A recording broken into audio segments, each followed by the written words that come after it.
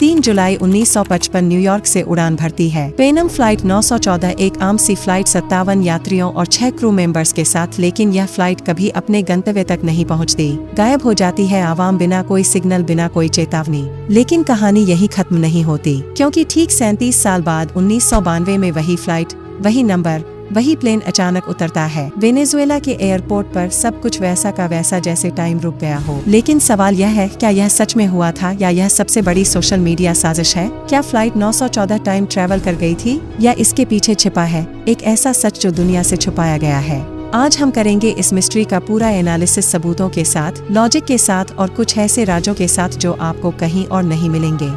तो तैयार हो जाइए, क्योंकि अब हम उठाने वाले हैं उस राज्य से पर्दा जिसे दुनिया ने सालों से दबा रखा था।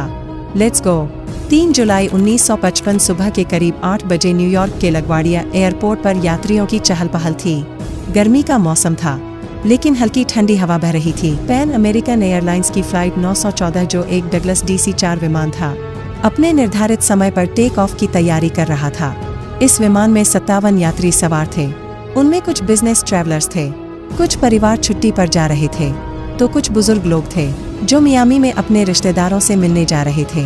साथ ही विमान में 3 पायलट और 3 एयर होस्टेस थे। सभी अनुभवी और प्रशिक्षित पायलट। कैप्टन मिगवेल विक्टर एक अनुभवी फ्लाइट कमांडर थे, जिनके पास 18 वर्षों का उड़ान अनुभव था। मौसम साफ था, दृश्यता बहुत अच्छी थी और कोई तूफान या तकनीकी बाधा नहीं थी। सुबह 8:20 पर कंट्रोल टावर से अनुमति मिलने के बाद फ्लाइट 914 रनवे से टेक ऑफ करती है और दक्षिण की ओर मियामी के लिए उड़ान भरती है।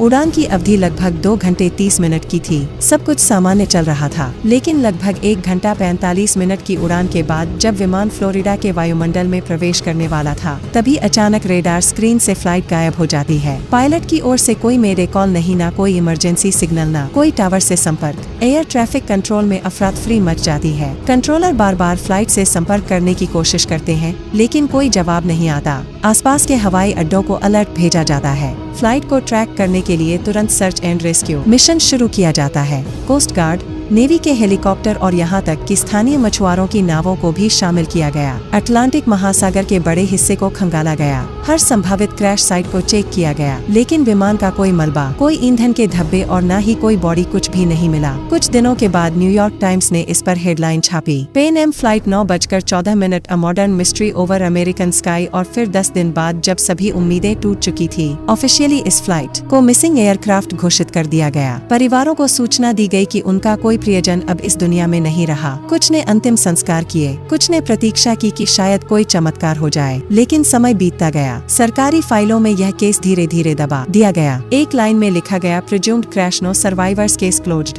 लेकिन क्या यह वाकई केस क्लोज्ड था, या फिर यह सिर्फ शुरुआत थी उस रहस्य की जो 37 साल बाद फिर से दुनिया के सामने आने वाला था? 9 सितंबर 1992, स्थान Simon Bolivar International Airport, Caracas, Venezuela. सुबह का वक्त था। एयर ट्रैफिक सामान्य चल रहा था, लेकिन तभी कंट्रोल रूम की रडार स्क्रीन पर एक अजीब बात सामने आती है। एक पुराना विमान जिसका ट्रांसफर कोड सिस्टम में रजिस्टर ही नहीं, अचानक रडार पर दिखाई देता है। उसकी एटीट्यूड, हेडिंग और स्पीड, सब कुछ 1950 के किसी पुराने विमान के जैसा लग रहा था। ATC ऑफिसर्स हैरान थे। पहले उन्होंने सोचा कि शायद यह कोई पुराना सैन्य विमान है या फिर किसी प्राइवेट कंपनी का जहाज जो बिना अनुमति वायु सीमा में घुस आया हो। पर जब उन्होंने रेडियो पर उस विमान से संपर्क किया तो जो जवाब आया उसने सबके रोंगटे खड़े कर दिए। यह पैन अमेरिकन फ्लाइट 914 न्यूयॉर्क से मियामी के लिए लैंडिंग इंस्ट्रक्शंस की मांग कर रहा है। यह वही फ्लाइट थी जो 3 जुलाई 1955 को लापता हो गई थी। ATC अधिकारी एक दूसरे की ओर देख रहे थे, अविश्वास और डर के साथ। पैनम, लेकिन वह तो 1991 में बंद हो चुकी है। 914, क्या यह संभव है? उन्होंने तुरंत पहचान के लिए रिकॉर्ड चेक किए और पाया कि यह ट्रांसफॉन्डर कोड, कॉल साइन और यहाँ तक कि पायलट का नाम कैप्टन मिगवेल विक्टर, सब कुछ 1955 की फ्लाइट 914 से मेल खा रहा था। हड़बड़ी में सुरक्षा बलों को अलर्ट किया गया। मेडिकल टीमें और इमिग्रेशन ऑफिसर रनवे के पास तैनात किए गए। विमान को तुरंत रनवे 5 पर लैंडिंग की अनुमति दी गई। जैसे ही विमान जमीन पर उतरा, सबसे पहले लोगों की नजर उस विमान की बनावट पर गई। एक पुराना डगलस DC-4 जिस पर फेड पेंट और पुरानी पैन आर्म की मार्किंग थी। विंग्स पर जंग, इंजन के बाहर धूल और सबसे अजीब बात, कोई भी आधुनिक नेविगेशन सिस्टम नहीं। विमान रुकता है, गेट खुलता है और बाहर जो यात्री निकलते हैं, उनके कपड़े, उनके सूटकेस, उनके टिकट सब 1950 के दशक के थे। महिलाएं घुटनों तक की स्कर्ट में, पुरुष फेडोरा टोपी और पुराने सूट में, टिकट हाथ से लिखे हुए थे। No barcodes, no boarding passes, just paper stuffs. एक महिला गोद में बच्चा लिए हुए थी। वो बच्चा उस समय लगभग 3 साल का था।